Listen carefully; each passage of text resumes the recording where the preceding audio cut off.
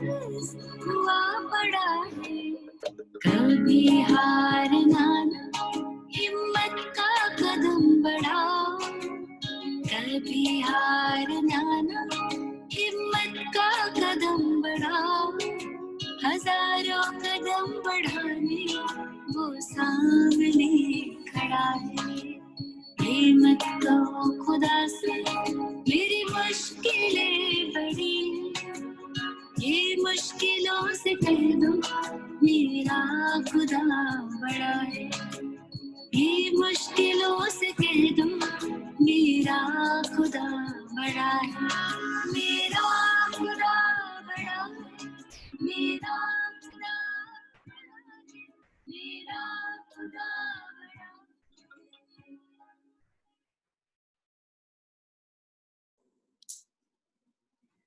ओम शांति। आप सभी का बहुत बहुत स्वागत है हमारे आर्ट ऑफ पेरेंटिंग के एपिसोड 3 में। अभी तक हमने बहुत कुछ समझा, बहुत कुछ जाना और आपके बहुत सारे क्वेश्चंस के आपको आंसर्स भी मिले कि कैसे इस पेरेंट चाइल्ड रिलेशनशिप को हम बेस्ट से बेस्ट बना पाए। जो भी हम सबके लिए प्रॉब्लम आती है, और आजकल तो बच्चों को लेकर जो भैया ने भी लास्ट टाइम हमको बताया था कि हम चैलेंज वर्ड बोलते हैं, तो वो चैलेंज नहीं है, किस तरह से उनकी ब्यूटीफुली हम ग्रोथ कर सकते हैं, हम सभी ने सीखा। तो इसी श्रृंखला को आगे बढ़ाते हुए हमारे साथ आज भी हमारे दोनों एक्सपर्ट्स जुड़े हुए हैं। डॉक्टर मोहित गुप्ता। ओम शांति। हेलो भैया, ओम शांति। आप अभी जीबी पंत हॉस्पिटल में कार्यरत हैं as a professor of cardiologist और 35 इयर्स से ब्रह्मा कुमारी से जुड़े हुए हैं। और यहाँ इन्होंने हर तरह के, हर फील्ड में लाइफ के हर एस्पेक्ट को टच किया है, बहुतों के जीवन को, बहुतों के मनों को टच करा है। इसी ज्ञान के थ्रू अपनी साइंस और स्पिरिचुअल नॉलेज को इतनी ब्यूटीफुली कनेक्ट किया है अपनी लाइफ से और बहुतों की लाइफ में।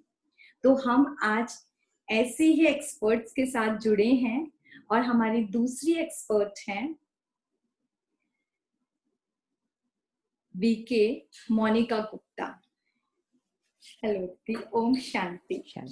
आप आईटी कंपनी की इंटरैक्टिव बीज हैं, बीज की डायरेक्टर हैं और आप भी 35 इयर्स से, यानी अपने बचपन से आप दोनों भाई बहन ब्रह्मा कुमारी से जुड़े हुए हैं। और आपने भी बहुत ही ब्यूटीफुली दोनों लाइफ को, प्रोफेशनल लाइफ को भी और स्पिरिचुअल लाइफ को बैलेंस किया है और जिसे कहते हैं जीवन के बड़े से बड़ी सफलता को प्राप्त किया है। और इसी चीज को, मतलब इस एग्जाम्पल को सब देखकर आप लोगों का वो अनुभव भी सुनना चाहते हैं और आप लोगों ने जो जीवन से सारा सीखा, कैसे वही निचोड़ हम अपने बच्चों को दे सके। तो आप सबका हार्टी वेलकम है। ओम शांति। ओम शांति और बहुत बहुत thanks sister Shikha for this opportunity. और आप सबका भी बहुत बहुत स्वागत है आज के इस तीसरे सत्र। बहुत सुंदर अभी गीत चल रहा था, ये मत कहो खुदा से कि हमारी मुश्किलें बड़ी हैं, हम मुश्किलों से बड़े।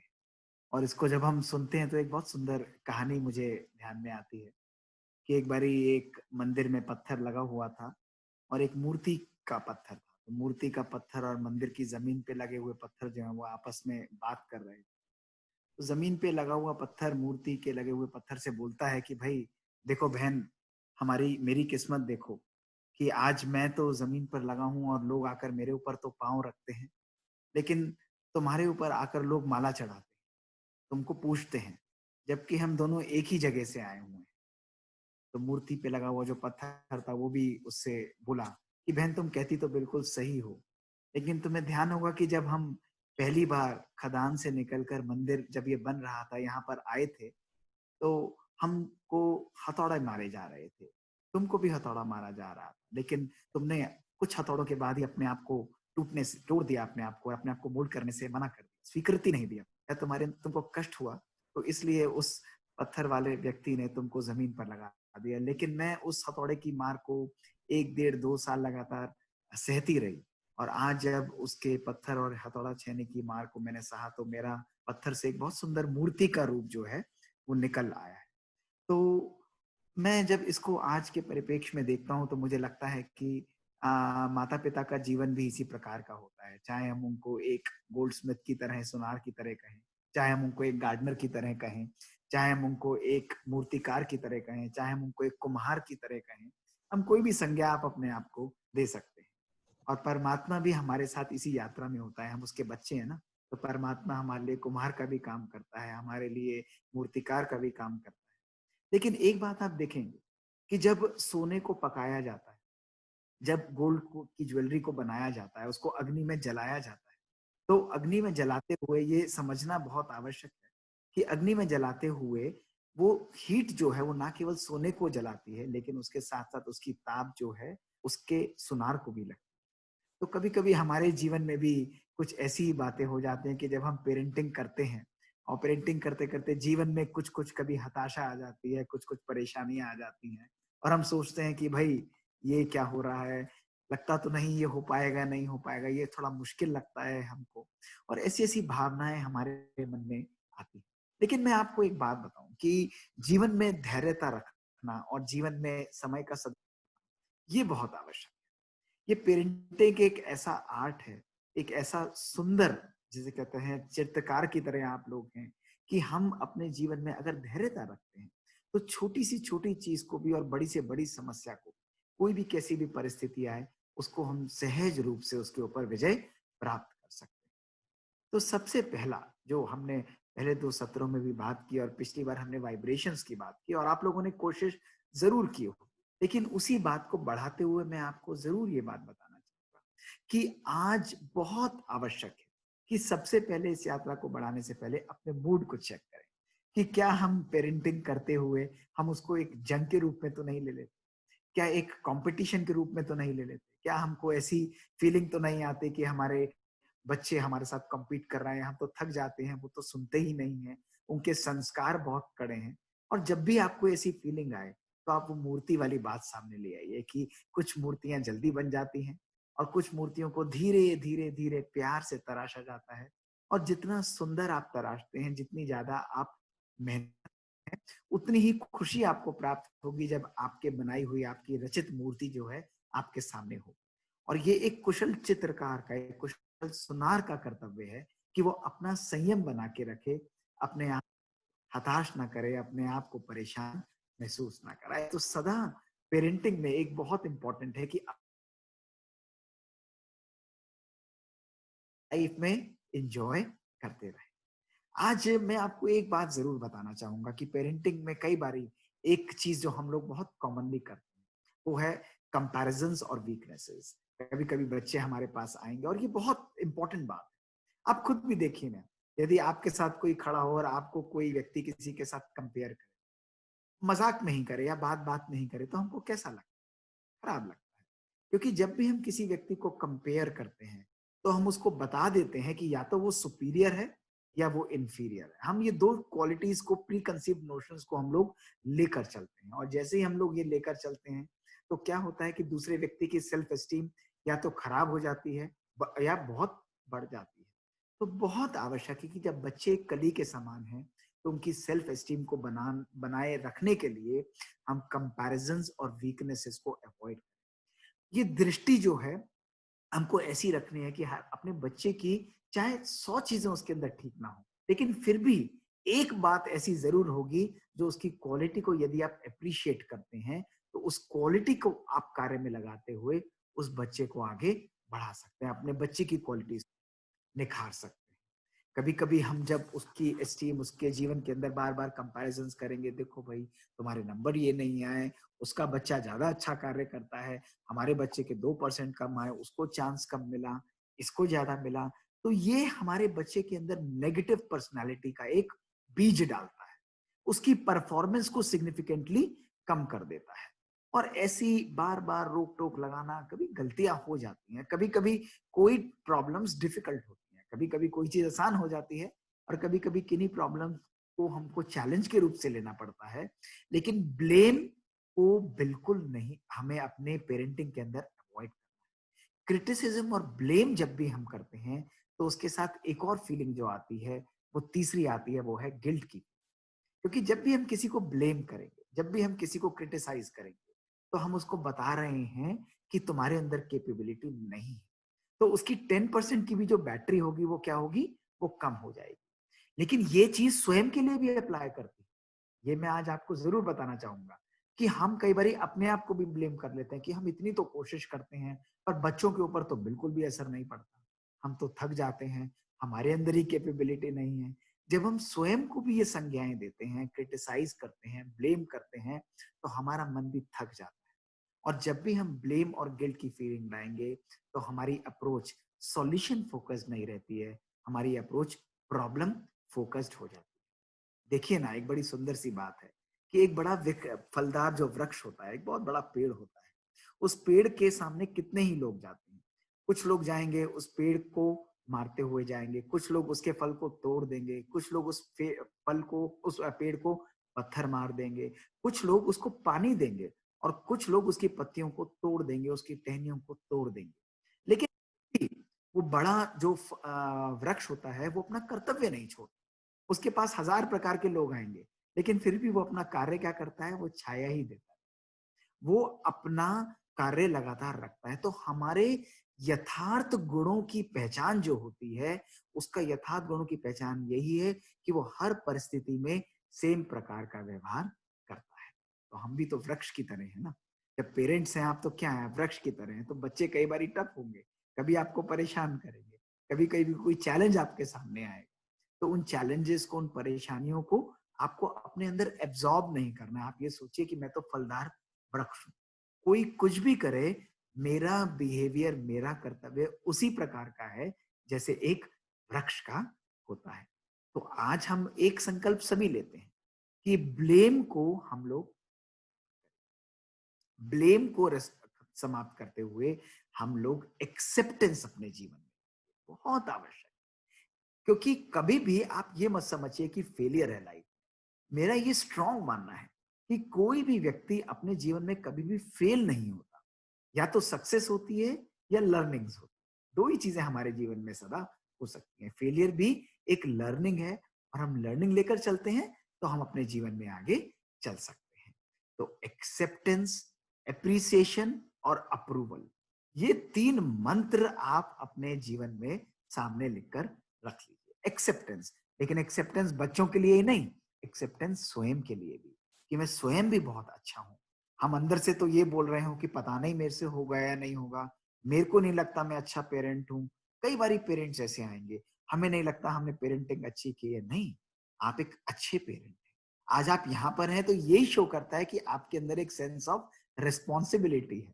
और यही एक्सेप्टेंस जब हम अपने मन में लाते हैं कि मैं कर सकता हूँ, अपने आप को अप्रिशिएट और एक्सेप्ट करते हैं, तो ये हम अपने स्वभाव में, अपने वाइब्रेशंस में, अपने बच्चों में भी हम लोग ये भावनाओं को ट्रांसफर कर सकते हैं। तो बहुत आवश्यक है कि no blame, no guilt, check your mood every day. और पेरेंटिंग को जंग नहीं बनाना है। पेरेंटिंग एक ऐसा सुंदर आर्ट है। आप एक सागर की तरह, सागर की गहराई में, सागर में असीम शांति भी होती है, सागर के अंदर प्यार भी होता है, सागर के अंदर समाने की शक्ति भी होती है, सागर को देने की भी शक्ति होती है। जो सागर के अंदर चला जाता है, वो उसके अंदर से रत्न और मोती भी लेकर आ जाता है। लेकिन सागर के अंदर टॉलरेंस की भी बहुत शक्ति होती है। और सागर एक ऐसे पानी की तरह है जो अपने आप को किसी भी पात्र के अंदर मोल्ड कर सकता है। वो अपने आप को जहां पर भी जाएगा उसी का रूप भी ले लेता है। तो बहुत आवश्यक है कि हम भी अपने आप को एक सागर की तरह ही समझें।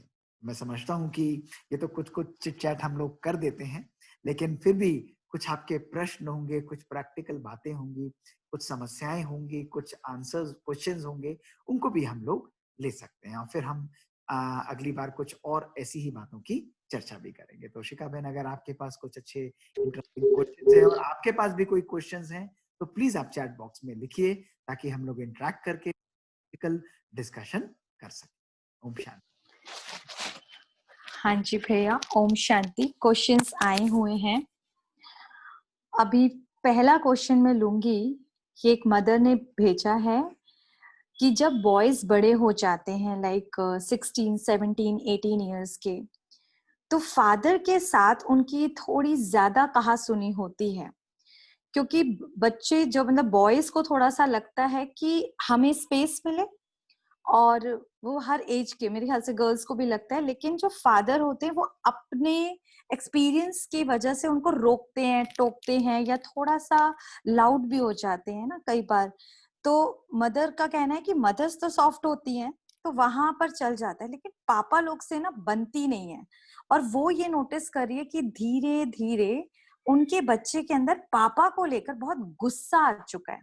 तो वो अभी शो उनके सामने नहीं करता, लेकिन पीछे से उनके को क्रिटिसाइज करके या उनकी बातों को मतलब टेढ़ा मेढ़ा कह के। तो मदर कहती है मैं कैसे इन दोनों के बीच में बॉन्ड बना सकूं। तो ये बड़ी दिक्कत है, कहीं ऐसा ना हो कि बाद में बहुत ज्यादा ये बातें बढ़ जाएं।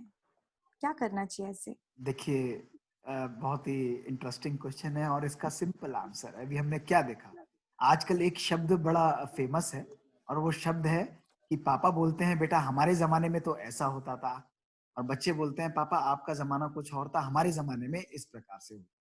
और ये दोनों के जमाने के बीच में एक शब्द जो घुसा हुआ है वो चूहे की तरह, वो है जनरेशन गैप। तो ये जनरेशन गैप को अगर हम लोग हटा लेते हैं तो हमारा लाइफ जो है बहुत सिंपल हो जाएगी। इस शब्द को आप डिलीट कर दीजिए अपनी डिक्शनरी से।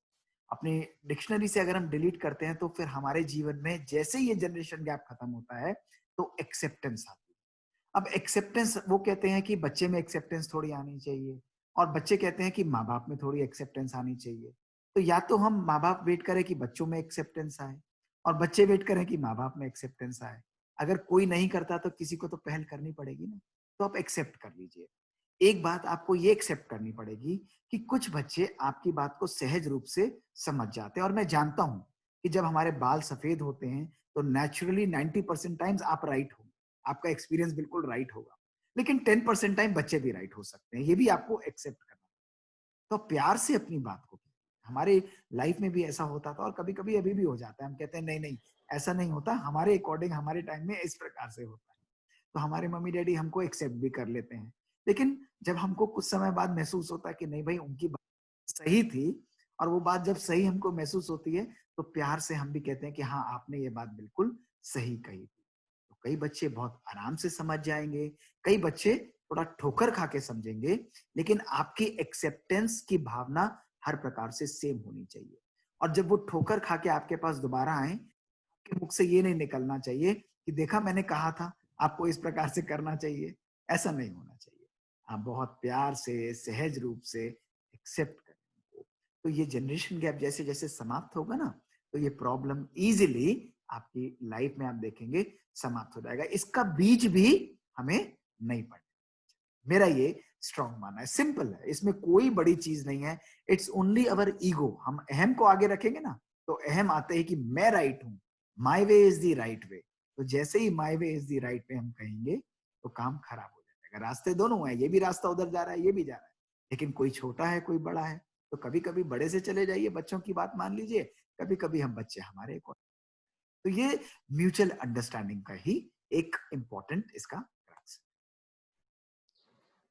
दूसरा एक और जो चीज़ मैं इसमें शेयर करना चाहूँगी, कई बारी क्या होता है कि फादर्स को लगता है कि जो सन जिस चीज़ से चल रहा है, गुजर रहा है, जिस दौर से गुजर रहा है, ये हमने भी देखा है और तुमसे अच्छा हम जानते हैं। तो जैसा अभी भैया ने भी कहा, मैं भी इस बात पे यही समझती हूँ कि हमें बच्चों को थोड़ा स्पेस देना चाहिए और इन लड़ाइयों को, इन छोटी-छोटी नाप-झोंक को ज़्यादा नहीं बढ़ने देना चाहिए और मम्मी को खासकर यहाँ पर ग्लू का काम करना है। कई बारी क्या होता है कि अगर कुछ मिसअंडरस्टैंडिंग हो भी जाती है ना, तो मम्मी को यहाँ पर या फॉर दैट मैटर फादर को, चाहे वो कोई भी सेक्स हो, लेकिन इन बातों को ना कभी टेका नहीं देना है।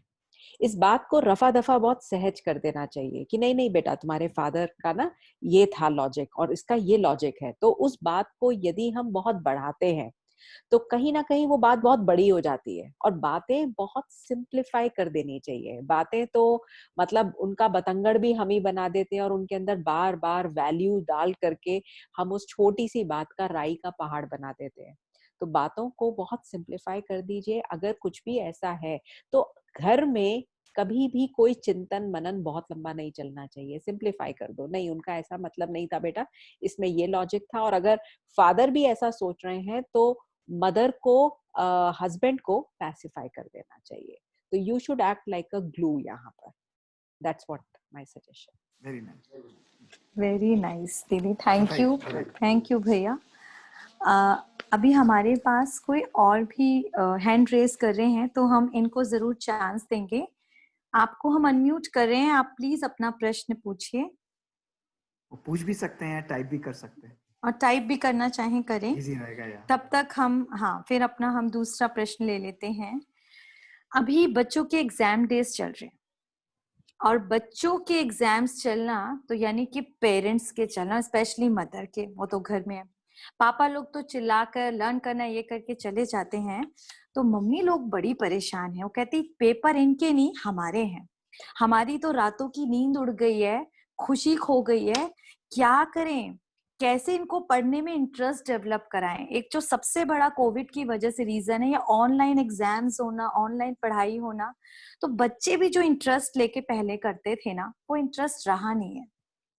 तो मम्मी लोग की ये सबसे बड़ी प्रॉब्लम ये है कि हम कैसे उनके अंदर वो चीज जगाएं। बच्चों में वो राइटिंग स्किल नहीं रही जो पहले हुआ करती थी। आधे पेपर के बाद में हाथ दर्द होना शुरू हो जाता है, तो यहाँ पे उनकी वजह से मम्मी पापा में छोटी छोटी लड़ाई हो जाती है कि तुम ध्यान नहीं देते हो, कहते तुम क्या करते हो।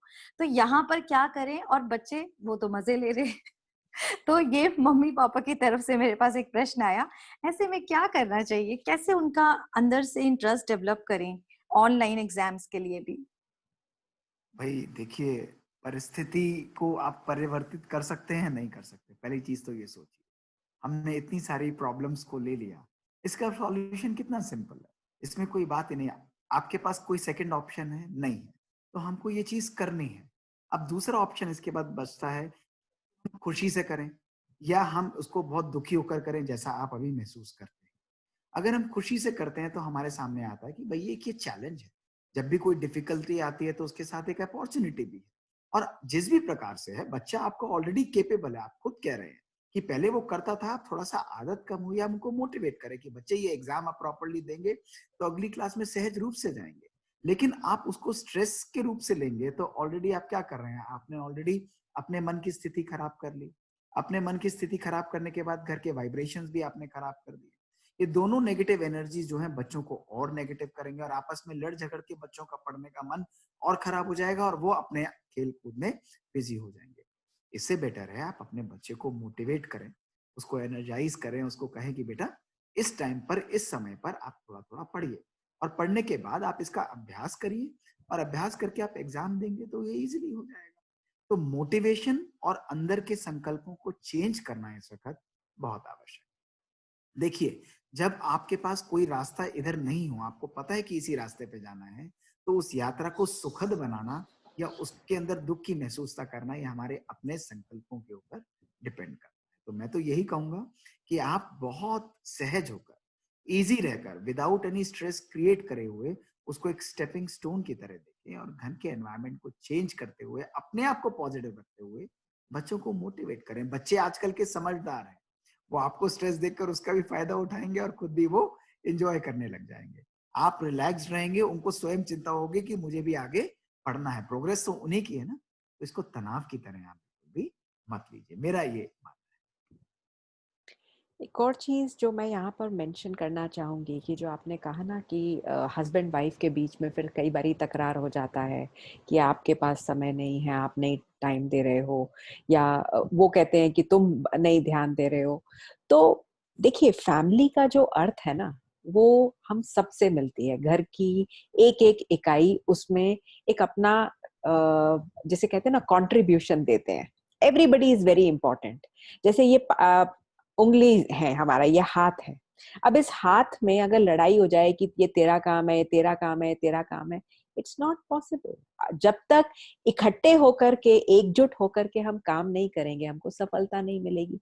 सिमिलरली ये घर हमारा, ये बच्चे हमारे, ये परिवार हमारा, फादर हमारे, मदर हमारे, बच्चे हमारे, ये हमने डिसाइड किया है ना, कोई इसमें प्रेशर तो है ही नहीं।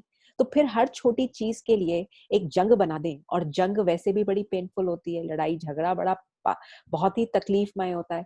तो मेरा मानना ये है कि हर चीज का एक सॉल्यूशन है, और हर चीज का सॉल्यूशन प्यार से, शांति से निकलता है। तो हस्बैंड वाइफ को किसी भी छोटी सी चीज आती है ना, तो you have to sit together and find out solutions. क्योंकि जैसा भैया ने भी अभी कहा कि बच्चे आजकल के बहुत स्मार्ट हैं, उनको बड़ा मजा आता है, उनको ये भी पता है कि आप किस बात से दुखी होते हो, आप किस बात से खुश होते हो। तो बेसिकली आप लोगों ने अपने आप को वल्नरेबल कर दिया बच्चों के सामने, आपने अपना रिमोट कंट्रोल उन बच्चों को दे दिया है। अब उन्हें पता है कि मैं ये बटन दबाऊंगा तो मम्मी खुश होगी, ये बटन दबाऊंगा तो वो इरिटेबल होगी, डांस करने लग जाएगी, ये बटन दबाऊंगा तो रोने लग जाएगी, उन्हें कोई फर्क ही नहीं पड़ता। तो इसलिए एम्पावर होकर, सहज, सभी ने गड़बड़ें भी करी हैं, हम भी हमारे जमाने में मस्ती करते थे, लेकिन उनको बड़े प्यार से समझा बुझा करके इंटेलिजेंटली बात करेंगे ना, तो आप देखेंगे वो बच्चे आपकी बात मानने लगेंगे। और दूसरा, एक और चीज उन्हें बताइए कि देखो कितना मजेदार चीज है ना, पहले हम हाथ से काम करते थे, और मैं इसमें आपको एक बड़ी इंटरेस्टिंग चीज बताऊंगी। जब लॉकडाउन शुरू हुआ तो मुझे याद है मेरे एम्प्लॉयज हमेशा ऑर्गेनाइजेशन में कहते थे, मैम आपको ऐसा करना चाहिए, कभी वर्क फ्रॉम होम करना चाहिए, कभी ऐसा करना चाहिए, घर से जो लोग काम करते हैं तो बड़ा मजा आता है। तो जब ये लॉकडाउन शुरू हुआ तो 10 दिन के बाद मेरे पास फोन आने शुरू हो गए कि आप ऑफिस कब खोल रहे हो। तो आई सेड क्यों? कहते हैं घर में बैठे बैठे कमर टूट गई है, कभी कुछ कुछ। तो मैं यहाँ पर आपको ये बताना चाह रही हूँ कि कुछ तो लोग कहेंगे, लोगों का काम ही है कहना, और वो दुखी होते रहेंगे, and they will find out problems in every damn thing. आप उन्हें घर बिठा दो तो अब घर बैठने में उनको कष्ट है, पहले घर नहीं था तब उसमें तकलीफ थी। तो इसलिए बच्चों को एम्पावर करिए कि देखो पहले जब तुम स्कूल जाते थे मजा आता था ना, अभी नहीं हो पा रहा है, लेकिन इस चीज के भी फन को एंजॉय करो, और इसको एंजॉय करते करते एक नया एक्सपीरियंस लेकर के एम्पावर होते हुए चलेंगे, और नई नई क्लासेस में जाएंगे, नए स्किल सेट्स हम धारण करेंगे। एंड जैसे ही आप इन बातों से, प्यार भरी बातों से मोटिवेट करेंगे। एक और चीज जो हस्बैंड वाइफ के लिए बहुत इंपॉर्टेंट है, कभी भी आप दोनों को आपस में बात करनी है तो कभी भी बच्चों के आगे झगड़ा मत करिए। एक दूसरे से कोई समझानी भी देनी है ना, तो अलग से रूम में जाकर बात करिए, क्योंकि these people are watching you people. आप उनके सामने एग्जाम्पलरी हैं। अगर आपने यहाँ पर मम्मी को नहीं सपोर्ट किया, माना वाइफ को नहीं सपोर्ट किया, या वाइफ ने हस्बैंड को नीचा दिखाया, तो दैट इज रॉन्ग। बच्चे इसका एडवांटेज लेते हैं। तो इस चीज को एक समझदारी से, जैसे एक समझदार ड्राइवर होता है ना, उसे दिख रहा है कि सामने वाला ऐसी गाड़ी चला रहा है कि वो ठोकेगा आपको, तो इसमें समझदारी हमारी है, ये थोड़ी कि गाड़ी में जाकर के उसके अंदर ठोक दूंगी और ये बोलूंगी कि नहीं वो गलत गाड़ी चला रहा था, मेरा काम क्या है, मैं गाड़ी सही से चला लूं।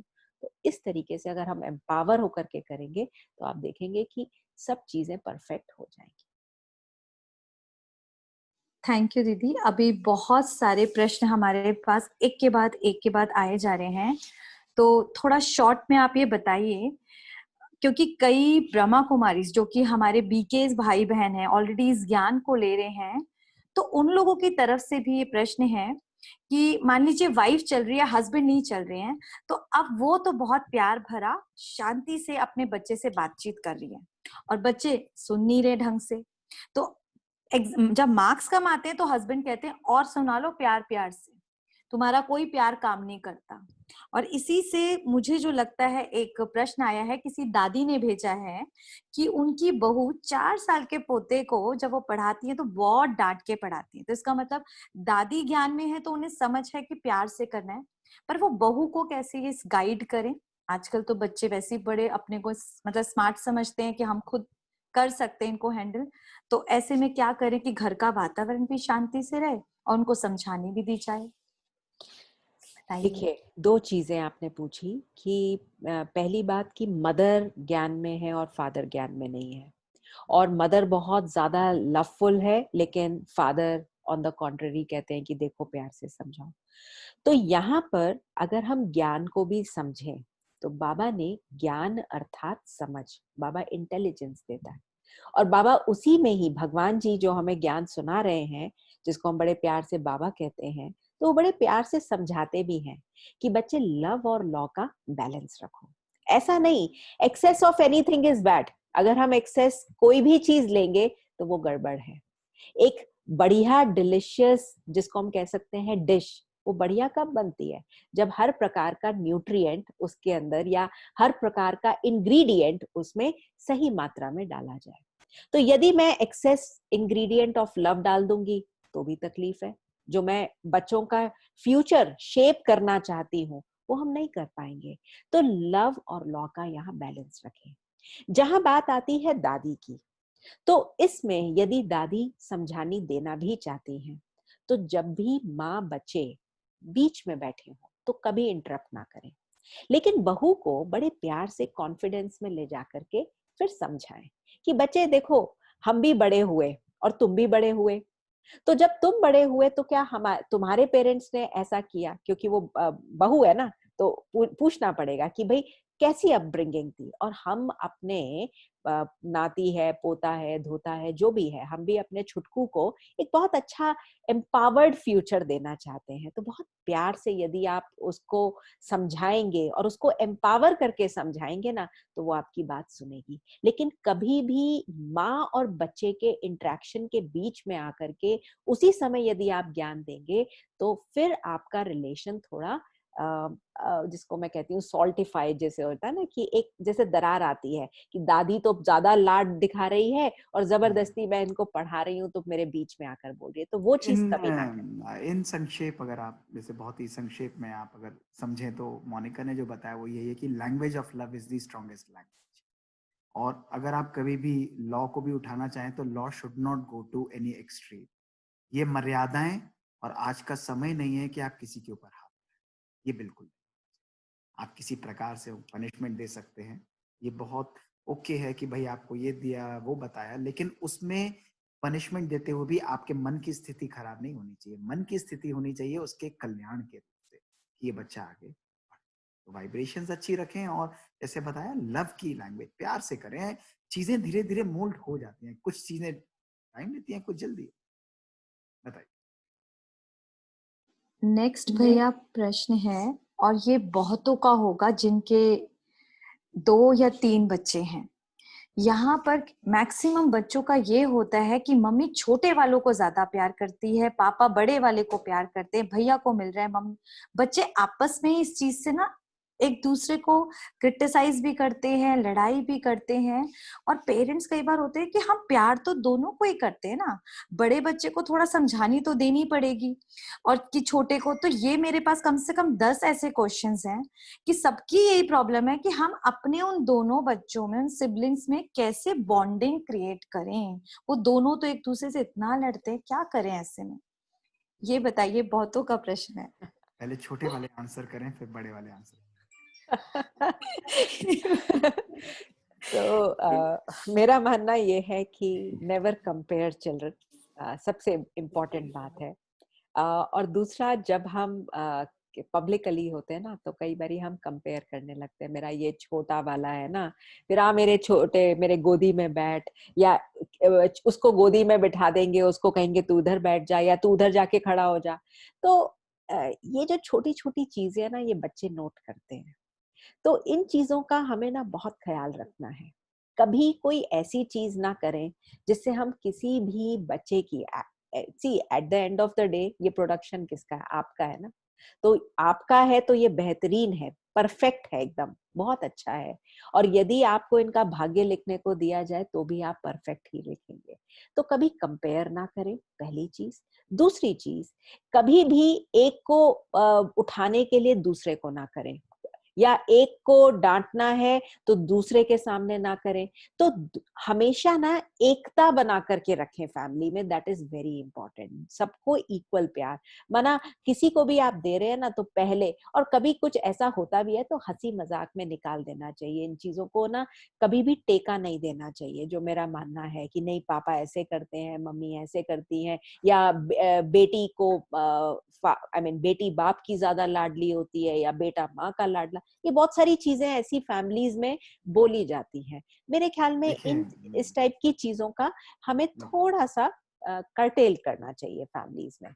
देखिए ये बहुत ही सहज रूप से आप इसको समझिए कि भले वो बच्चे आपके हैं, भले अब वो भाई बहन या भाई भाई के रूप में आए हैं, लेकिन दोनों जो हैं वो अलग अलग हम अपनी रिकॉर्डिंग्स, अपना म्यूजिक लेकर आ रहे हैं, क्योंकि उनके संस्कार अलग हैं, उनके पुराने जन्म अलग हैं, उनका व्यवहार अलग होगा। और उन व्यवहारों के अंदर संस्कारों का मिलन लाना, यानी उन दोनों को इकट्ठे करना, ये एक ब्रिज की तरह आप एक्ट करेंगे। तो कंपैरिजन एक चीज हुआ। दूसरा, आप जब छोटे को प्यार दें तो बड़े को भी प्यार दें। तीसरा, जब आप एक को कुछ स्पेशल दिलवाते हैं तो दूसरे को भी वो चीज जरूर उसके हिसाब से जरूर दिलवाएं। There should not be any difference, क्योंकि बच्चे ऑब्जर्व करते हैं हर चीज को, बच्चे हर चीज से ऑब्जर्व करेंगे।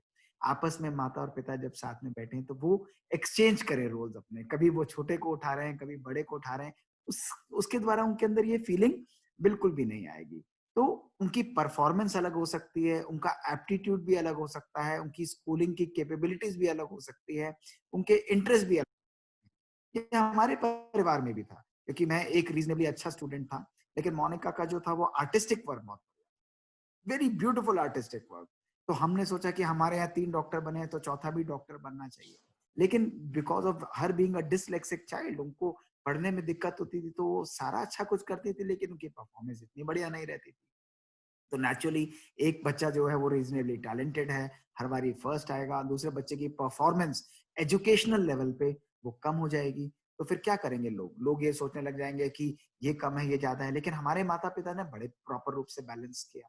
उन्होंने क्या किया कि उन्होंने ये कभी किसी को शो नहीं किया कि ये बहुत बढ़िया पढ़ता है, तुम अच्छा नहीं पढ़ते हो, ऐसा नहीं। उन्होंने उनकी कैपेबिलिटीज को रिकॉग्नाइज करते हुए उनको आर्ट की तरफ लगाया। And now she is heading a very good organisation, a big organisation, doing much better than many of the people in the world. तो ये कैपेबिलिटी, सक्सेस की डेफिनेशन दोनों बच्चों के लिए अलग। तो ये चीज आपको बिल्कुल ध्यान रखना। जी बिल्कुल, थैंक यू भैया। अभी जो हमने लास्ट टाइम भी वो क्वेश्चंस लिए थे, उनसे रिलेटेड कई क्वेश्चंस आए गैजेट से रिलेटेड। और मुझे जो लगता है भैया कि आपने लास्ट टाइम भी बताया था कि पेरेंट्स क्वालिटी टाइम दें बच्चों को।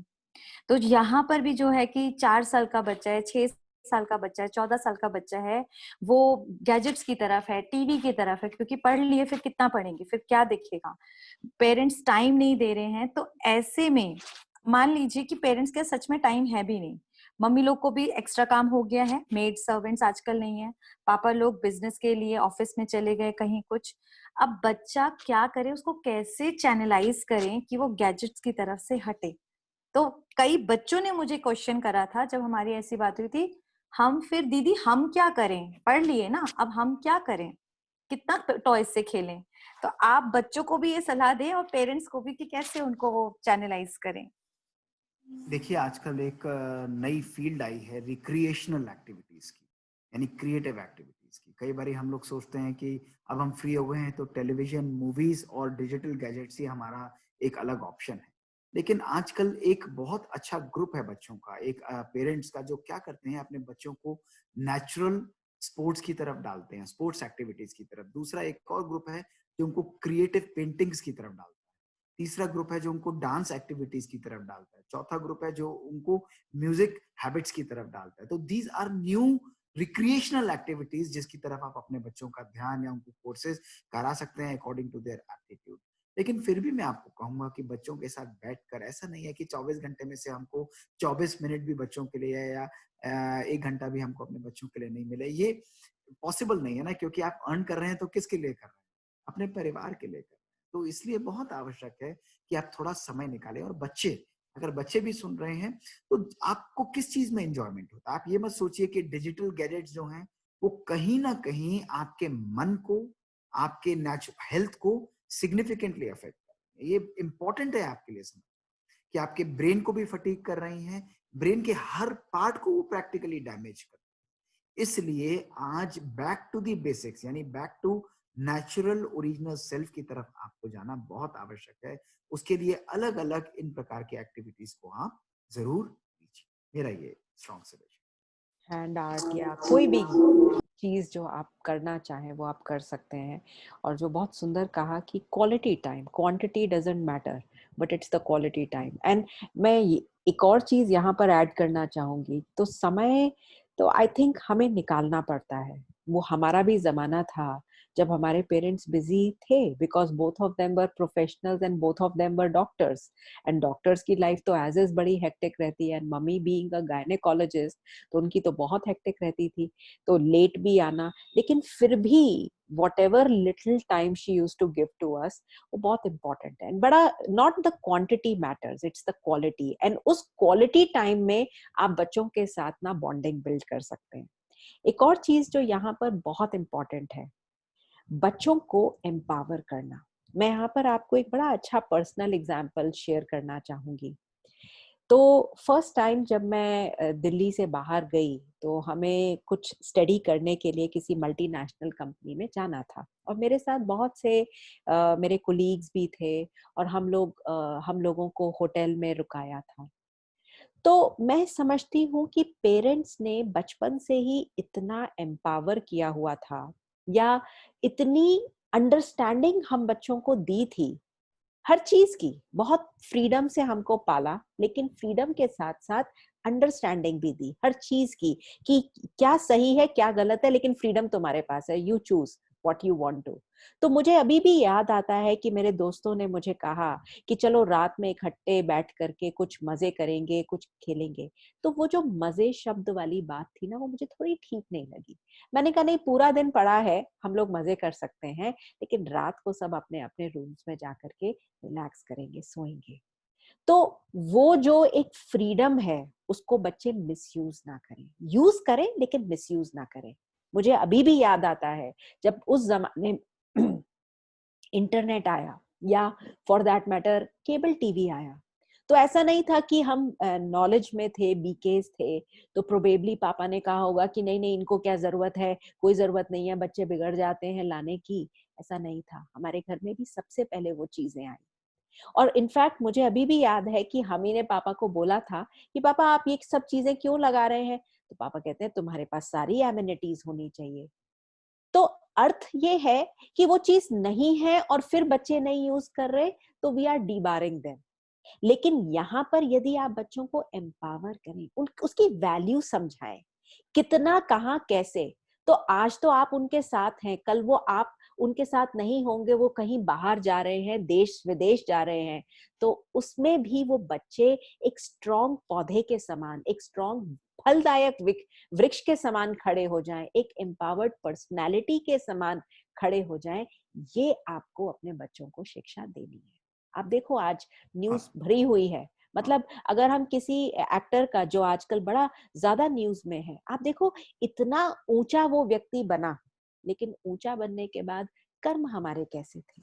तो इसलिए इस समय जो आप पौधा लगा रहे हो, उस पौधे को घड़ी घड़ी एम्पावर करो। उनको सिर्फ आपका समय चाहिए, और समय भी कौन सा, वो क्वालिटी बातें, उन बच्चों को कुछ अनुभव युक्त बातें। और ऐसा ही नहीं कि this is just one sided growth, it has to be both sided. कुछ उनकी सुने, कुछ अपनी सुनाए, और उसमें दोनों के दोनों आप ग्रो कर रहे हैं। फिर आप देखिए कि ये रिलेशन कितना एम्पावरिंग हो जाएगा। वेरी नाइस दीदी, थैंक यू सो मच। ये तो बहुत सभी मतलब बहुत सारे पेरेंट्स को आंसर मिला होगा। मेरे पास अभी 2 टाइप का प्रश्न है। एक है जो बच्चे बड़े हो जाते हैं, मतलब मैरिड, तो ऐसे में उनके फादर ने बोला है कि माँ बाप अपने बच्चे के प्रति कर्तव्य निभाते निभाते कहीं खुद की पहचान गुमा तो नहीं देते, क्योंकि जब फादर जब बुजुर्ग हो जाते हैं, वो मतलब 60s 70s की एज में होते हैं, तो उनका ये प्रश्न है, और ये मेरे ख्याल से बहुत सारे पेरेंट्स का होगा, कि बच्चे अपनी एक अलग लाइफ हो जाती है, मतलब बहू आ गई, वो सेटल हो गए, और वो बुजुर्ग माँ बाप क्या करें। तो वो अपने को मतलब कैसे कंप्लीट फील कराएं, उन अपनी लोनलीनेस को कैसे ठीक करें, ये उनका प्रश्न है। आप लोनलीनेस अपने जीवन में लाते ही क्यों? आप ऐसा क्यों समझते हैं कि आप अब रिडंडेंट हो गए हैं या आपके उतनी वैल्यू नहीं रही है? ये हमने अपना एक मिसकंसेप्शन बिलीव बना के रखा है कि जब बच्चे सेटल हो गए हैं, बच्चे कमाने लग गए हैं या बच्चों के घर वाइफ आ जाते हैं, कुछ भी हो जाता है, तो इस प्रकार से क्या होगा कि हम लोग अब हमारी काम या हमारी यूटिलिटी नहीं है। ऐसा नहीं। Every person has an important. आप ये सोचिए, पेड़ कितना भी बड़ा हो जाए, कितना भी फलदार हो जाए, लेकिन उसकी जड़ ही तो सबसे इंपॉर्टेंट है। जड़ ही तो इंपॉर्टेंट है। जब तक जड़ है तब तक उसके अंदर जान है। तो आप जड़ें हैं। आप अपनी इंपॉर्टेंस को, अपने आप को इतना डाउन क्यों करना चाहते हैं? आप ऐसा सोचिए ही नहीं।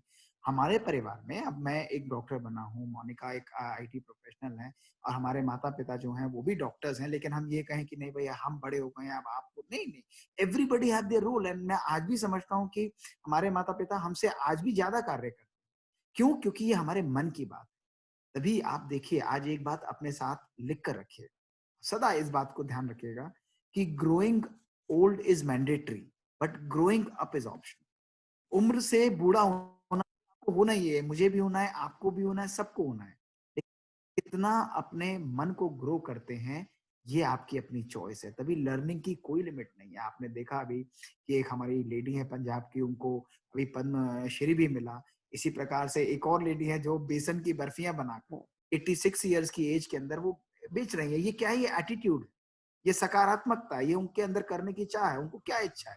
उनको किसी चीज की जरूरत नहीं है। एक और बुजुर्ग लेडी है जो कि 82 ईयर्स की है, उन्होंने मैराथन को जीता है, लेकिन ये अपने कैपेबिलिटीज को कार्य में लगाने की इच्छा है। तो ये चाह ही आपको जीवंत रखती है। जिस दिन हमारे जीने की इच्छा या जिस दिन हमारे अंदर कुछ भी करने का जो जील है, एंथुसियाज्म है, वो समाप्त हो जाता है, उस दिन लाइफ का कोई पर्पस नहीं रहता। तो that is why find a purpose in life, and purpose of life is to be happy. आप खुश रहें, अपने आप में मस्त रहें। Don't seek happiness from your children and for somebody else. आपको किसी से किसी चीज की आवश्यकता नहीं। आप स्वयं अपने आप में एक परिपूर्ण व्यक्तित्व है, मेरा ये मानना है। तो अपनी इंपॉर्टेंस को बना और हाँ जी, अब छोटा एक मतलब, हाँ जी दीदी आप भी बताइए, आप इसी क्वेश्चंस का कुछ बोलना चाहते हैं? नेक्स्ट मैं बताऊं? Somebody अच्छा, else spoke. Yeah, somebody else spoke. Okay. मेरा अब हम नेक्स्ट करते हैं। फिर नेक्स्ट जो प्रश्न है वो छोटे बच्चों के पेरेंट्स का है, और ये बहुत ज्यादा घरों में है कि बच्चे बहुत ज्यादा शाउट करते हैं अपनी बात को मनवाने के लिए, चिल्ला चिल्ला के, मतलब पूरे जैसे कहते हैं ना घर को उठा लेना। और ये मैक्सिमम घरों में हो रहा है। इतना वो कहते हैं मतलब काबू में ही नहीं आते। कई पेरेंट्स कहते हैं हम तो इनको लिक्विड बोलते हैं, अब फैल गए, अब इनको कैसे समेटे हमें समझ ही नहीं आता। और बच्चों की एज है 3 इयर्स, 4 इयर्स, 5 इयर्स, जो कि उनकी शायद बातों को समझ भी ना पाए। तो क्या करें ऐसे में जब वो इतना शाउट करते हैं? देखिए, पहली बात तो ये समझना इम्पोर्टेंट है कि ये कहाँ से आए हमारे पास बच्चे। तो वास्तव में देखा जाए तो शरीर तो हर जन्म में हमको अलग अलग मिल रहा है, लेकिन आत्मा जो है, जो इस शरीर को चलाने वाली चैतन्य सत्ता है, that is always on a journey. अब हमें नहीं पता कि ये सोल्स जो हमारे घर में आई हैं, इन्होंने पास्ट में कितना कष्ट देखा है। तो मानो उसने पास्ट या उसके पहले वाले जन्म में, क्योंकि they have been taking umpteen births, एक बर्थ, दूसरा बर्थ, रीबर्थ के बाद अब वो आत्मा मेरे घर में आई है। तो हो सकता है कि पास्ट के जन्म में कोई बहुत ही कष्टदायक उसने अनुभव किए होंगे और अब वो आत्मा मेरे घर में आई है। तो सबसे पहले ऐसे सिचुएशन में हम और सीन नहीं क्रिएट करते, ऐसे में बच्चों को बहुत पीसफुल वाइब्रेशंस देते हैं। दूसरा, जो हमने आपको पिछली बार भी सिखाया था, आई डोंट नो अगर आप लोग उसे यूज कर रहे हैं, और अगर यूज करेंगे तो इन चीजों का बहुत फायदा होगा। तो जब पानी भर के देते हैं बच्चों को तो उसको चार्ज करिए, लिटरली विजुअलाइज करिए कि भगवान की पीसफुल वाइब्रेशंस, प्यार भरी वाइब्रेशंस उस पानी के अंदर जा रही हैं। अपने घर की हर बॉटल को इस चीज से चार्ज करिए, ट्राई करके देखिए, this will start working wonders. अपने घर के जल को एम्पावर करिए, एक चीज। दूसरी चीज, जब मदर्स स्पेशली कुक करती हैं या इवन कुक कर रहा है, तो देखें उस समय का वायुमंडल, वातावरण कैसा है। कई बारी हमारे घर में सोप ओपेरास चल रहे होते हैं, कई बारी हमारे घर में जैसे वो भूत वाले जो सीरियल्स होते हैं वो चल रहे होते हैं, कई बारी हमारे घर में ऐसे सीरियल्स चल रहे होते हैं जिसमें कलह कलेश मचा होता है, और ऐसे में हम भोजन बना रहे हैं। इमेजिन करो क्या वाइब्रेशंस उसमें जाएंगी। तीसरी चीज, कई बारी हम लोग अक्सर अधिक नॉन वेज का सेवन करते हैं, इसका भी मन पे बहुत प्रभाव पड़ता है। आप देखो, जब हम किसी भी, हमें ही कोई मारे तो हमारे अंदर से कैसी भय की भावना निकलेगी, रोने की भावना निकलेगी, डर की भावना निकलेगी, हम पसीना पसीना हो जाएंगे। ये तो हमें स्थूल रीति से एक मनुष्य को अनुभव हो रहा है। तो यदि हम उस जानवर की हत्या करके, उसको काट करके अपने घर में लाते हैं और वही भोजन हम अपने बच्चों को खिलाते हैं, तो इमेजिन करिए उनकी आत्मा को हम कैसा दर्दनाक भोजन खिला रहे हैं। और ऐसे बच्चे फिर कितना दुख वाली फीलिंग, और जो कहते हैं ना चिल्लाना और ही जैसे आफत मचाना, वो सारा वाइब्रेशंस वायुमंडल क्रिएट होता है। तो इसलिए ये सब तो ध्यान रखेंगे ही कि हम उन्हें क्या फीड कर रहे हैं। एंड देन वेरी इंपॉर्टेंट, अगर बच्चा हिस्टेरिकल होता भी है तो ऐसे में अधिक वाचा में ना जाए। देखो ना, हुआ ना, मैंने कहा था ना तुम ऐसा करोगे तो तुम देखो ना अब ऐसा हो रहा है, इस बात को टेका नहीं दे, शांत हो जाए, चुपचाप साइलेंस में आ जाए। जब आप रिएक्ट ही नहीं करेंगे तो वो किस लिए करेगा रिएक्ट। ताली एक हाथ से नहीं बजती, वो रोता जा रहा है, आप चुपचाप शांति से जाके बैठ गए। इस पे एक बड़ी अच्छी बात थी, एक बच्चा अपनी मम्मी को कहता है, मम्मी मुझे नीचे उतारो। तो मम्मी ने कहा अच्छा ठीक है। वो जाके बेचारी बैठी थी, मम्मी ने उसको ऊपर से लिया नीचे, ट्रेन में जा रहे थे, सफर कर रहे थे। अब जब नीचे उतारा तो थोड़ी देर बाद बोला, मम्मी मुझे ऊपर चढ़ाओ। मम्मी ने फिर ऊपर चढ़ा दिया। फिर अब उस बच्चे को खेल लग गया, तो फिर कहता है मम्मी अब नीचे उतारो। तो उस मम्मी ने थक हार के बोला कि तू मुझे एक बारी में बता दे कितनी बारी ऊपर बिठाना है और कितनी बारी नीचे बिठाना है। तो माना आप बच्चे को हर चीज में अगर ओवर रिएक्ट करते हैं ना, तो दे फील कि okay they are watching it और अब मेरा काम सारा हो जाएगा। तो इस चीज में थोड़ा सा गंभीरता से चलेंगे तो आपकी ये सारी प्रॉब्लम्स रिसॉल्व हो जाएंगी। थैंक यू दीदी, नाइस। एक थोड़ा दर्द से भरा एक प्रश्न आया है। वो कहती हैं कि my mother is 80 now, I came for some work to Middle East and go stuck here. Her son and daughter, means my brother and sister, is near her in Mumbai itself, but she is left alone. She felt left alone every day. I give 1 hour to her speaking over the phone, but she is low. She feels very sad and lonely. How do I console her? मेरे ख्याल से ऐसे आज बहुत सारे बुजुर्ग मिल जाएंगे। इस सिचुएशन का देखिए, first thing is कि you should not be worried, you should be concerned. Concern is a positive emotion and worry is a negative emotion. So it's okay to be concerned. That's fine. आप चिंता करेंगी तो वो भी दर्द महसूस करेंगी। अगर आप concerned होंगी तो she will be fine. Can you help it? अब आजकल फ्लाइट्स चल रही हैं, you can definitely catch a flight. आप आ सकते हैं, थोड़ा वेटिंग है, बट उसके सिवाय और आपके पास कोई ऑप्शन नहीं है। You are already giving an adequate time. तो आपको अपनी मदर को, उम्र ज्यादा है, ये कंसर्न आपके पास है कि भाई कोई दिक्कत नहीं होनी चाहिए। You only have to request your brother in law, और उनको आपको रिक्वेस्ट करना है कि they will take care of the mother, and mother को प्यार से समझाना है कि I will be back home very soon. तो she should start looking to a more positive side कि एक चीज है, बच्चा बिल्कुल सेफ है and she will be back very सून।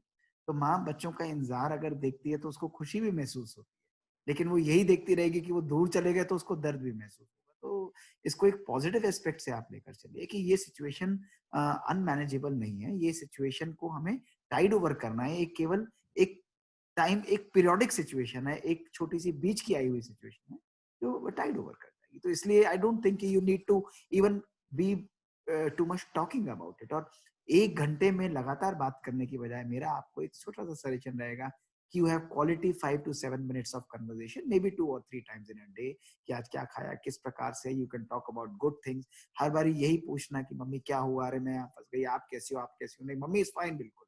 उनको कोई अच्छी चीज बताओ कि आज यहाँ पर इस तरीके से हुआ, आपके यहाँ किस प्रकार से हुआ। Changing the topic and diverting attention is one of the finest ways in which you can deal to this.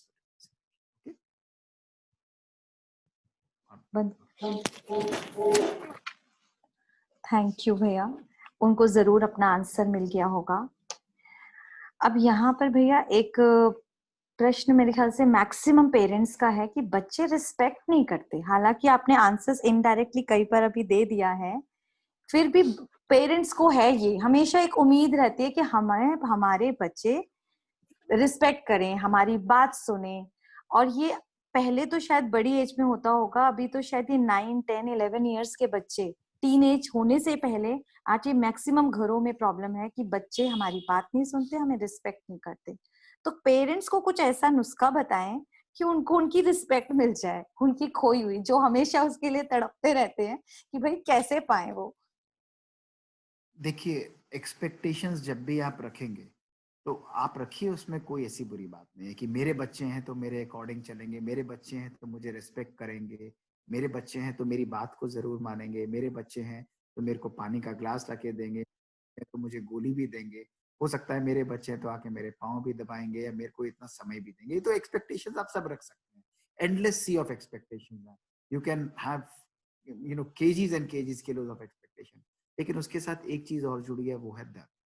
Expectation के साथ इनएविटेबली हमेशा एक इमोशन जो जुड़ा होता है, वो पेन है। और आपका जो क्वेश्चन है वो उसी चीज को रिफ्लेक्ट कर रहा है कि आपकी एक्सपेक्टेशन पूरी नहीं होगी तो आपको पेन मिलेगा। तो इसीलिए राजयोगा मेडिटेशन जो हम करते हैं उसमें हम लोग अपने आप को एक्सपेक्टेशन से फ्री बनाने की कोशिश करते हैं। अर्थात बच्चे हैं, लेकिन if I start demanding respect from them, तो चांसेस है कि बच्चे दें या ना भी दें।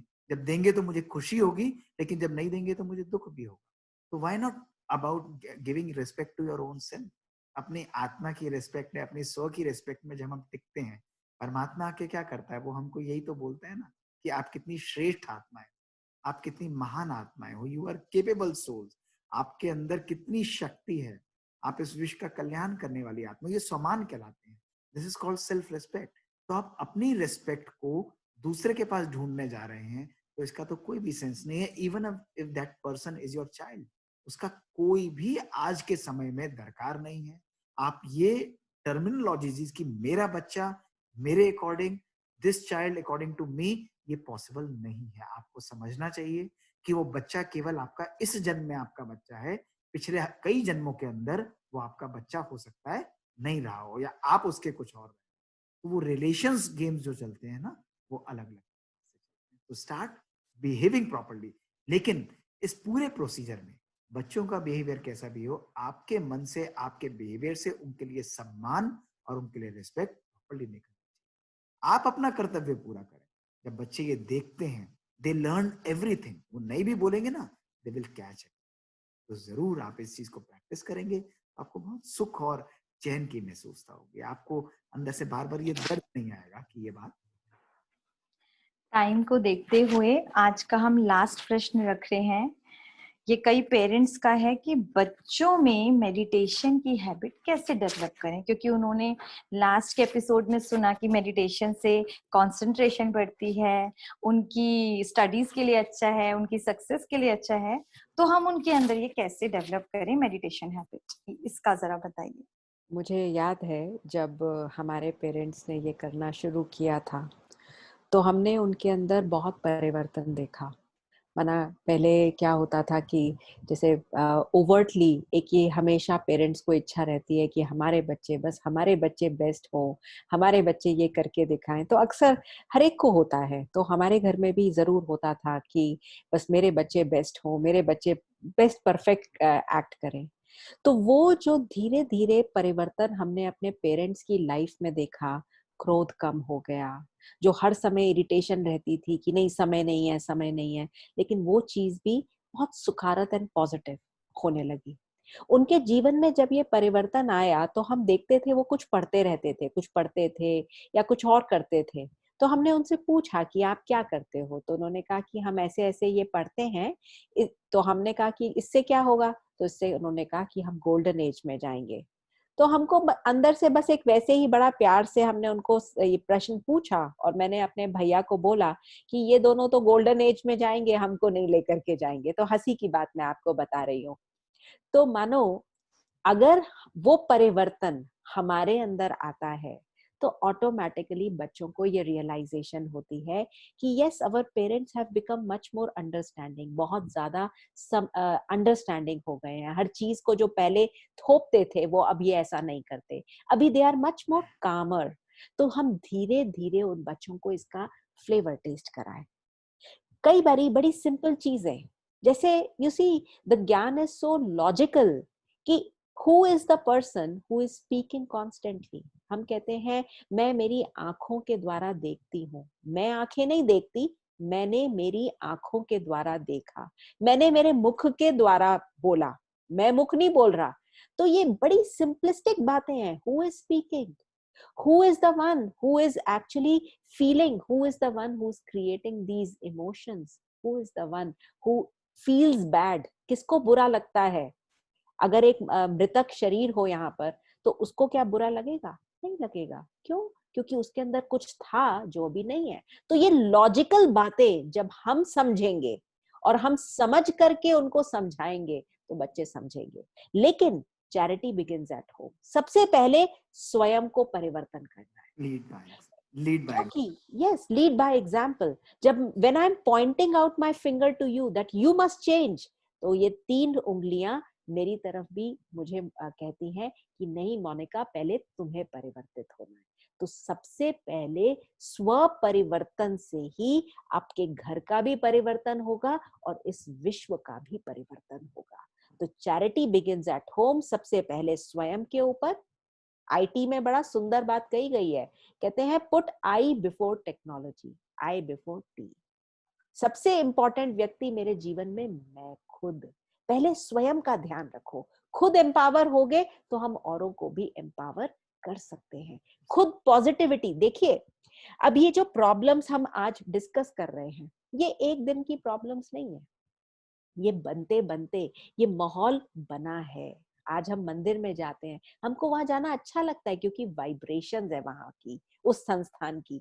सिमिलरली आज हमारे घर की अगर स्थिति थोड़ी ऐसी हो भी गई है, बच्चों के बीच में एक टकराव हमारा हो भी जाता है, तो it has happened over a period of time. तो आज एक मैजिक बैंड हिलाने से नहीं होगा, लेकिन हाँ, अगर आज ये परिवर्तन की जो अग्नि है अगर हम आज से ही ज्वलंत कर लेते हैं तो when I change the world has to change. ये परिवर्तन जरूर होगा।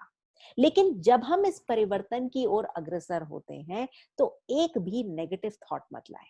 ये होंगे या नहीं होंगे, पता नहीं होगा या नहीं होगा, पता नहीं वाली बात ही नहीं है, होना तो है ही। तो स्वयं को एम्पावर करते, जैसे एक बच्चा है ना, रेस में भागना शुरू हुआ, वो रुकता भी है तो भी उसकी मम्मी कह रही है बेटा भाग भाग भाग, बहुत बढ़िया भाग रहा है। हो सकता है वो भागते भागते कभी फर्स्ट ही आ जाए। तो इसलिए अब हमारी ये जर्नी शुरू हो गई है, पीछे मुड़ करके मत देखिए, पीछे तो खाई है, इसलिए चलते जाइए आगे। हाथ भगवान का पकड़ा है तो बस keep moving, the things will become very simple for you. क्योंकि यदि इस पूरे बोझे को हम खुद उठाएंगे तो हम परेशान होते रहेंगे। भगवान कहता है मेहनत ना करो बच्चों, मोहब्बत से चलो। सारा जो भी बोझा है ना, ये सब मुझको अपना टोकरा दे दो, and I am going to take care of your home which is his home. हमने पिछली बारी भगवान को अपने घर में बिठाया था ना, तो उसको बिठाया है तो बड़ों को ही बोझा दे देना चाहिए, जबरदस्ती अपने सिर पे बोझा नहीं रखना चाहिए।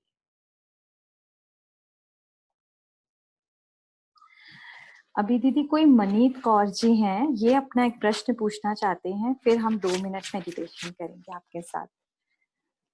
तो मनीत कौर जी आप अपना प्रश्न कर सकते हैं, आपको अनम्यूट कर रहे हैं। हाँ जी, हाँ जी, हाँ जी।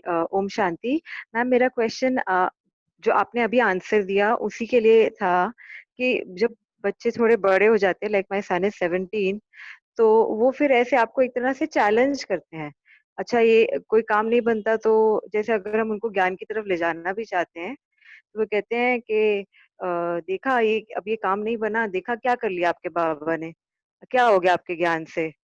मतलब ऐसे तो आप उन बच्चों को कैसे टर्न कर सकते हैं टुवर्ड्स ज्ञान। नहीं, वो आप हर एक चीज को ना आपके आपके अंदर कोई फॉल्ट निकालेंगे और कहेंगे अच्छा ये सीख रहे हो आप ज्ञान से। तो हाउ टू हैंडल दैट। देखिए, हमारी मदर एक बहुत सुंदर बात बोलती हैं और वो हमेशा यही कहती हैं कि आप हमेशा ये समझो कि आप एक कोई भी व्यक्ति जो आपके सामने आता है वो परीक्षा का रूप है, यानी वो आप एक टेस्ट पेपर दे रहे हैं। और मम्मा भी यही बहुत सुंदर बात बोलती है कि every time you are in a test. तो पहली चीज तो आप ये समझिए कि ये ज्ञान किसी के लिए नहीं, आपके बच्चों के लिए ये ज्ञान नहीं है, ये आपके स्वयं के लिए। आपके अंदर परिवर्तन देख के, आपके स्वभाव के अंदर परिवर्तन देख के, आपके जीवन शैली के अंदर परिवर्तन देख के उन बच्चों का भाग्य उनको स्वतः ही आपकी तरफ खींच कर। तो ये चीज आप बहुत सहज रूप से समझ कर देखें। हमारे जीवन में भी हुआ कि ये लाइफ बिल्कुल स्मूथ नहीं रही। ज्ञान में आने के बाद परिस्थितियां आती हैं, चैलेंजेस आती हैं, बीमारी के रूप से आती हैं। और हमारे माता पिता को, क्योंकि हम छोटे थे, बहुत बहुत बातें सुननी भी पड़ी और ये भी करना पड़ा। लेकिन आप एक बल और एक भरोसा नॉर्मली रखते हैं तो परमात्मा निश्चय की परीक्षा भी लेता है, लेकिन निश्चय बुद्धि बच्चों की विजय भी। तो आप उनको चेंज नहीं करें, चेंज आपको स्वयं करना है। और जब भी कोई ऐसी बात बोले तो प्यार से मुस्कुरा, आप प्यार से कर दीजिए। कहते हैं कि सबका कल्याण होगा और आगे आपका भी अच्छा होगा और हमारा भी सब अच्छा होगा। परमात्मा हर चीज के लिए हमारे लिए कल्याण है। तो मैं तो आपको यही कहूंगा कि इस कंपैरिजन में हम बिल्कुल भी नहीं जाए। Okay, okay, Om Shanti. तो अब हम इस सेशन को यहीं पे आज समाप्त करते हैं। नेक्स्ट जल्द ही आप लोगों से फिर से मिलेंगे। और मोनिका दीदी से रिक्वेस्ट है कि 2 मिनट हम लोगों को उस परमात्म सुख का, मेडिटेशन का जरा स्वाद चखा दें सभी को। ओम शांति। ओम शांति। सभी बहुत आराम से बैठ जाएं।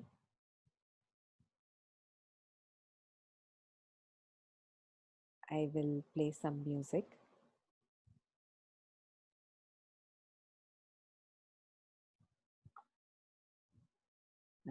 अगर वैभव भाई हैं तो कोई म्यूजिक बजा सकते हैं।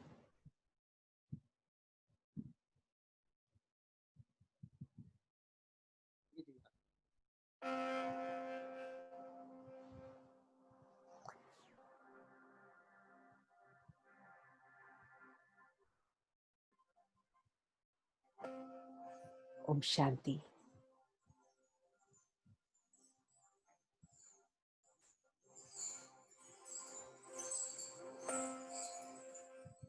बहुत रिलैक्स होकर कंफर्टेबली बैठ जाए और अपने आप को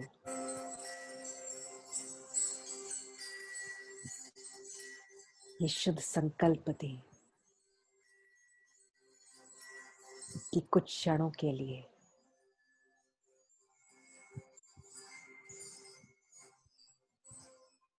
चलता हूं,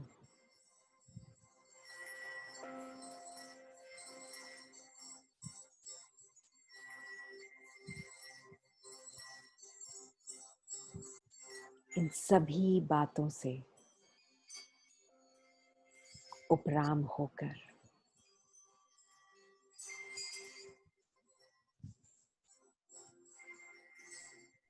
अपने जीवन को देखें।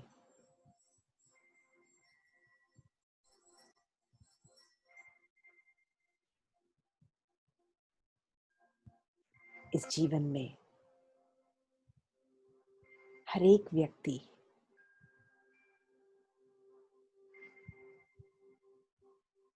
चाहे वो मेरा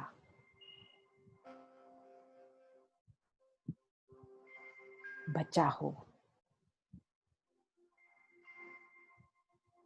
चाहे वो मेरे जीवन में मेरे स्पाउस के रूप में हो, चाहे वो माता पिता के रूप में हो, हर व्यक्ति एक एक्टर के समान है और हर व्यक्ति अपना बहुत सुंदर पार्ट प्ले कर रहा है।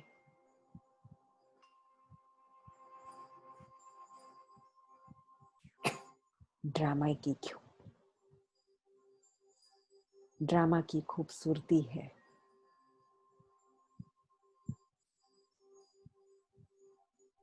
कितनी सुंदरता से उस पार्ट को प्ले किया जाए।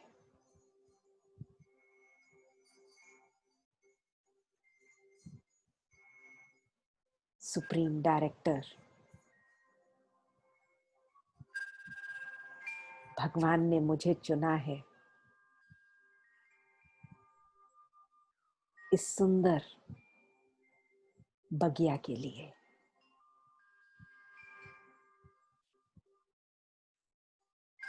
जिसमें चाहे बच्चों के रूप में, चाहे पति के रूप में, चाहे पत्नी के रूप में, कोई ना कोई मेरा टेस्ट पेपर बन मुझे आगे बढ़ाने के लिए आता है।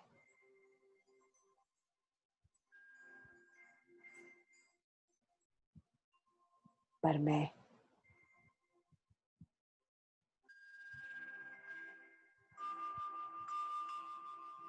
कभी दिल शिकस्त नहीं होती।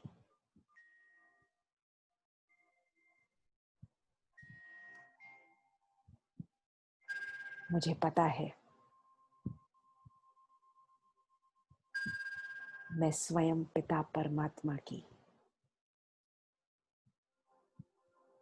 संतान हूं।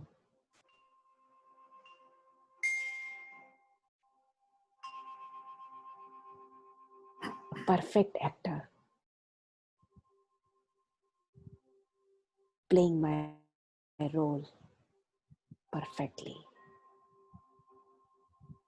मैं अपना पार्ट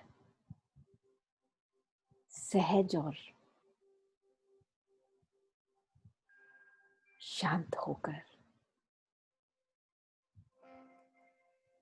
प्यार से परिपूर्ण होकर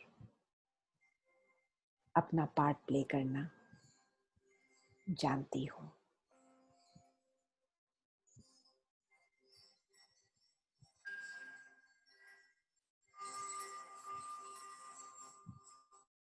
मैंने समझ लिया है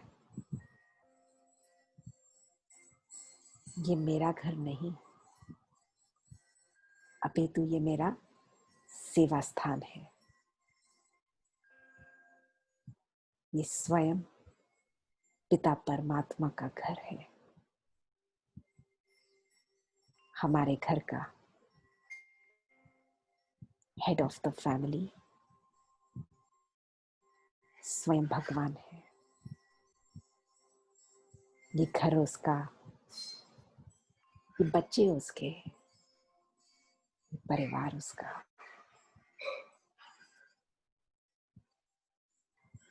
मुझे तो सिर्फ एक रोल मिला है, जिस रोल को मैं बखूबी प्ले करना जानती हूं।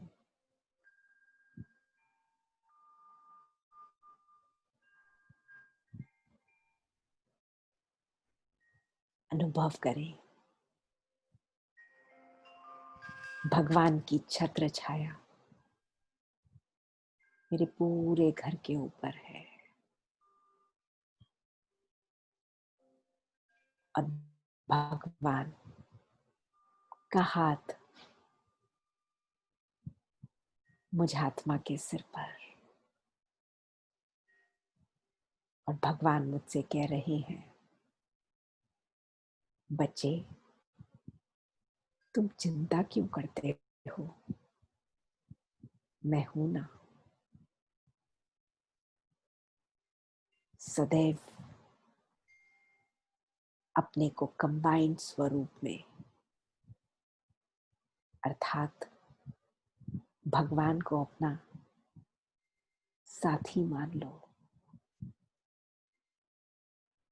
मैं ऐसा साथी हूं जो सदैव तुम्हारे साथ रहूंगा, हर चीज में तुम्हारे साथ, तुम्हारे प्यार में बांधा हुआ हूं। तो आज से मेरी सारी रिस्पॉन्सिबिलिटी भगवान की हुई और खुद हम रिलैक्स हो गए।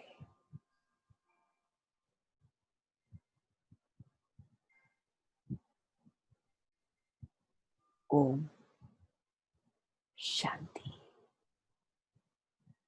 शांति शांति।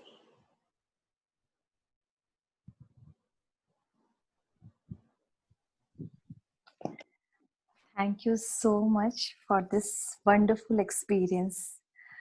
और आज सभी को अपने सभी प्रश्नों के मैक्सिमम हमने आज कवर करे हैं, तो आंसर्स मिले होंगे। और हम जल्द ही एपिसोड 4 के साथ अपने एक्सपर्ट्स के साथ मिलेंगे आपके हर प्रश्न का निवारण करने के लिए। Okay, good night. ओम शांति। ओम शांति। Good night. Good night. ओम शांति। ओम शांति।